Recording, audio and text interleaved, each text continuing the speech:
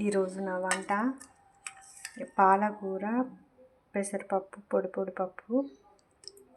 అయితే ఈ పాలకూరల్ని నేను ఇప్పుడు తయారు చేసిన పన్నీరు వేసేదాన్ని, కానీ కుదరకపోతే మా ఆయన తినరు, తిడతారు అనేసి ఈ పాలకూర పొడి పెసరపప్పు చేశాను. ఇది నేను ఇప్పుడు ఇందాక వీడియోలో అప్లోడ్ చేశాను కదండి, పన్నీరు తయారు చేసిన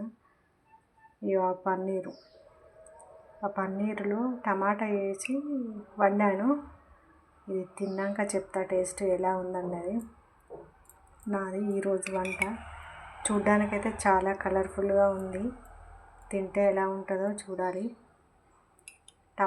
రెండు టమాటాలు నేను ఇప్పుడు మీకు చూపించాను కదా, రెడీ చేసిన పన్నీర్ కర్రీ వండాను. ఇది నిన్నటిది టమాటా చారు. ఈరోజు నా వంట ఇవి.